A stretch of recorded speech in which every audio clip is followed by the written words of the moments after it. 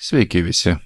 Šiandieną paskaitysiu jums straipsnį, kuris vadinasi Dramblys kambaryje arba sausainiai, kitaip sakant, Oreos, yra užnuodyti.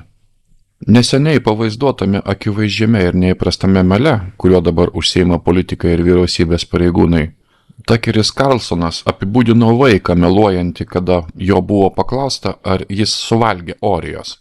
Vaikas tipiškai neigia suvalgęs Oreos pirmiausiai, bet kada pagautas, galų gale tai pripažįsta. Mūsų oficialių pareigūnų ir politikų atveju įsivaizduokite, kad vaikas žiūri jums tiesiai į akis ir sako, jūs suvalgėte Oreos. Tai yra labai tikslus, kaip bakstelėjimas į nosį, apibūdinimas psichologinių projekcijų, kurias politikai ir vyriausybės pareigūnai vykdo. Jeigu jie užsiima rasizmu, jie kaltins jūs esant rasistais. Jeigu jie skleidžia dezinformaciją, jie kaltins jūs skleidžia dezinformaciją dėl to, kad jūs ją atskleidėte. Jeigu jie elgiasi tarsi fašistai, jie kaltins jūs esant fašistu dėl to, kad jūs priešinatės tam arba tai atskleidžiate. Kodėlgi tai vyksta? Taip yra tyčia. Tai yra grasinimo taktika. Tai yra bandymas manipuliuoti jūsų emocijomis. Tai yra sukurta tam, kad pastatyti jūs į gynybinę padėtį. Tai yra sukurta tam, kad jūs gėdyti, tam, kad jūs eitumėte socialiniu mažiausia pasipriešinimo taku. Tai yra sukurta tam, kad manevruoti jūs, kad jūs eitumėte kartu su melais ir nekreiptumėte dėmesio į dramblį kambaryje. Tam, kad eiti kartu su kiekvienu šio farso aspektu, reikia visiško tiesos neigimo.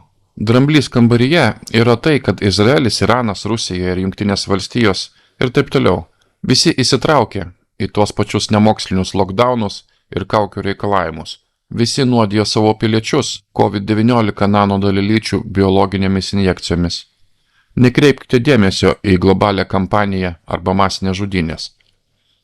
Dramblys kambaryje yra tai, kad Jungtinių valstijų vyriausybė, kiekvienos valstijos vyriausybė ir kiekviena lokali vyriausybė, taip pat kaip kiekviena didžioji institucija, akademinė, medicininė, korporatyvinė, medija ir taip toliau, dalyvavo biologiniam kare, biologinio karo kampanijai, naudojant nanodalelyčių bioginklus COVID-19 injekcijų formą prieš Amerikos populiaciją. Dramblys kambaryje yra, kad nesuskaičiuojami medicinos daktarai dalyvavo žudant ir žalojant žmonių populiaciją. Dramblys kambaryje yra tai, kad medicinos daktarai painiojo savo pacientus, kurie buvo sužeisti šitų injekcijų ir sako jiems, kad sužeidimai yra jų galvose arba kad jie yra dėl prieš tai egzistavusių sąlygų. Mes turime apsimesti, kad injekcijose nėra save susirenkančių nanotechnologijų.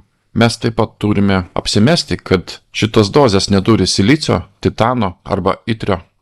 Mes, žinoma, neatsižvelgiame į galimybę, kad tai yra biosensoriai ir parazitiniai mazgai, nusiurbiantis energiją iš mūsų ląstelių ir sukuriantis biosintetinės ląsteles. Nekreipkite jokio dėmesio į WBAN, tai yra belaidžio kūno teritorijos tinklą. Mes išties nenorime atsižvelgti į užuominą, kad tai vyksta, kad mūsų maistas ir biosfera yra teršiami šią nanotechnologiją. Pats užtikrinčiausias būdas pastebėti šitą apgavystę yra, kai niekam nėra leidžiama kalbėti apie tai. Pažeidžiamiausia pozicija, kurią bet kuris politikas turi, yra tai, kad jie palaikė COVID-19 injekcijas ir atsisakė kalbėti prieš nanodalelyčių ginklus. Dramblys kambaryje yra tai, kad ne vienas politikas, mano žiniai, nepareiškia, kad tai yra biologinis ir technologinis karas, karo kampanija prieš žmonių populiaciją, įskaitant visus prezidentinius kandidatus. Tam, kad įsitraukti ir palaikyti kandidatą nuoširdžiai, jūs turite apsimesti, kad ši masinių žudynių kampanija nevyksta. Nekreipkite dėmesio į biologinio ginklo depopulacijos kampaniją, kuri yra vykdoma.